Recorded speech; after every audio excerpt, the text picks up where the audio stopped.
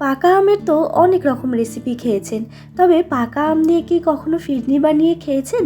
যদি না খেয়ে থাকেন তাহলে এই রেসিপিটা আপনার জন্য। এটা বানানো যতটা সহজ ততটাই কিন্তু খেতে ভীষণই মজাদার হয়। যে কোনো হোটেল কিংবা রেস্টুরেন্টে কিন্তু এই ফিরনি রেসিপিটা আমাদের সার্ভ করা হয় বিরিয়ানি কিংবা মোগলাই ডিশ খাবার পরে, তবে ওটা কিন্তু নর্মালি হয়। তবে আজকে আমি তৈরি করে দেখাবো পাকা আম দিয়ে ফিরনি রেসিপি। নমস্কার বন্ধুরা, মায়ের রান্না অ্যান্ড ব্লগ চ্যানেলে আপনাদের সকলকে জানাই অনেক স্বাগত। আজ আমি শেয়ার করব ম্যাঙ্গো ফিরনি। এই রেসিপিটা দেখার জন্য সম্পূর্ণ ভিডিও দেখতে হবে। তো চলুন ঝটপট শুরু করি। তার আগে যারা এখনও চ্যানেলটাকে সাবস্ক্রাইব করেননি তারা অবশ্যই চ্যানেলটাকে সাবস্ক্রাইব করে পাশে থাকা বেল আইকনটা ক্লিক করে রাখবেন। তো এইখানে আমি 1 কাপ মতো গোবিন্দভোগ চাল আধা ঘন্টার মতো ভিজিয়ে রেখেছিলাম। আপনাদের কাপের মাপটা কিন্তু দেখিয়ে দিলাম। আপনাদের হাতে যদি বেশি সময় থাকে তাহলে আপনারা 1 ঘন্টা কিংবা 2 ঘন্টাও ভিজিয়ে রাখতে পারেন।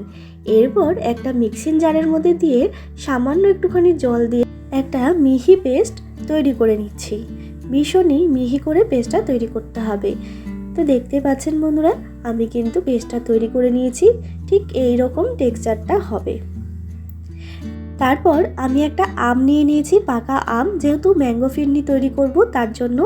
এরপরে আমটা কিন্তু ভালো করে খোসা ছাড়িয়ে আমের পাল্পটাকে ভালো করে বের করে নেব। আমি একেবারে মিক্সিং জারের মধ্যে দিয়েই দেখালাম। মিক্সিং জারের মধ্যে দিয়ে কিন্তু আবারও একটা পেস্ট তৈরি করে নেব, যাতে আমটা বেশ ভালো মতো মিহি হয়ে যায়। ওদিকে সব রেডি হয়ে গেল।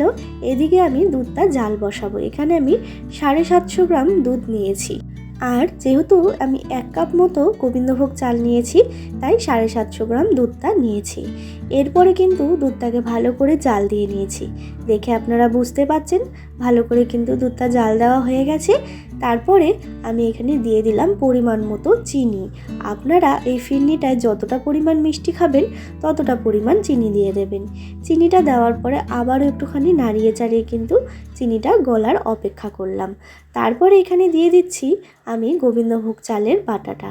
এখানে আস্তে আস্তে করে গোবিন্দভোগ চালের পেস্টটা দিতে হবে, আর অল্প অল্প করে কিন্তু নাড়িয়ে নিতে হবে, নাহলে কিন্তু একেবারে দিলে দলা পাকিয়ে যাওয়ার সম্ভাবনা আছে। দেখে বুঝতেই পাচ্ছেন গোবিন্দভোগ চালটা দেওয়ার পরে ঠিক এই রকম হয়ে গেছে টেক্সচারটা।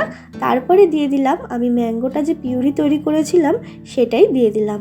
এরপর ভালো করে কিন্তু মিশিয়ে নিচ্ছি। 2 থেকে 3 মিনিট কিন্তু আমি ভালো করে মিশিয়ে নিয়েছি। আর ঠিক এই রকম টেক্সচারটা তৈরি হয়েছে। দেখে বুঝতেই পারছেন কতটা সুন্দর হয়েছে, আর কালারটাও কিন্তু ভীষণই ভালো হয়েছে। এখানে আরেকটা কথা বলে রাখি, আপনাদের আমটা যদি একটুখানি পাকা কম থাকে তাহলে কিন্তু আপনারা এর মধ্যে ফুড কালার দিতে পারেন, যার যেরকম পছন্দ। তবে আমি কিন্তু এখানে ফুড কালার ব্যবহার করিনি। আর আমার কিন্তু একেবারে তৈরি হয়ে গেছে এই ম্যাঙ্গো ফিরনিটা। এরপরে কোনো মাটির ভাঁড়ের মধ্যে কিন্তু আপনারা সার্ভ করতে পারেন। যেহেতু যে কোনো হোটেল কিংবা রেস্টুরেন্টে কিন্তু মাটির ভাঁড়েই সার্ভ করে, তাই আমি এখানে মাটির ভাঁড়েই আপনাদের সার্ভ করা দেখাচ্ছি। এটা ভীষণই ভালো হয় খেতে। বাড়িতে একবার হলেও এইভাবে তৈরি করে দেখবেন। ম্যাঙ্গো ফিরনি খুবই সহজ এবং ভীষণই মজাদার হয় খেতে। তো দেখুন আমি কিন্তু একে একে সমস্ত মাটির ভাঁড়গুলোর মধ্যে সার্ভ করে নিচ্ছি। আর আপনারা সকলেই জানেন ফিরনি কিন্তু একটু ঠান্ডা হলেই খায়। আপনারা অবশ্যই ফ্রিজে আধা ঘন্টা থেকে 1 ঘন্টা মতো রেখে দেবেন, তাহলে কিন্তু এটা ঠান্ডা হয়ে যাবে। এরপর আমি গার্নিশিংয়ের জন্য দিয়ে দিচ্ছি কাজু বাদাম কুচি আর একটা করে কিশমিশ, আর দিয়ে দেবো টুকরো করে রাখা আম। এখানে আপনারা আরও পরিমাণ ড্রাই ফ্রুট ব্যবহার করতে পারেন, যার যেরকম পছন্দ। তো বন্ধুরা, কেমন লাগলো আমার আজকের এই রেসিপিটা অবশ্যই কমেন্ট করে জানাতে ভুলবেন না। আর ভালো লাগলে অবশ্যই একটা লাইক শেয়ার করবেন। বাড়িতে অবশ্যই এই ম্যাঙ্গো ফিরনি বানিয়ে খান এবং সকলকে খাওয়ান। সবাই কিন্তু আপনার প্রশংসা করবেই। আর বাড়িতে বানিয়ে খেয়ে দেখুন কেমন লাগলো জানাতে কিন্তু কমেন্টে একেবারেই ভুলবেন না।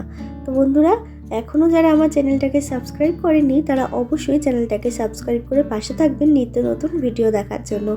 আবারও হাজির হয়ে যাব নতুন কোনো রেসিপির সাথে। ততক্ষণের জন্য ভালো থাকবেন। ধন্যবাদ।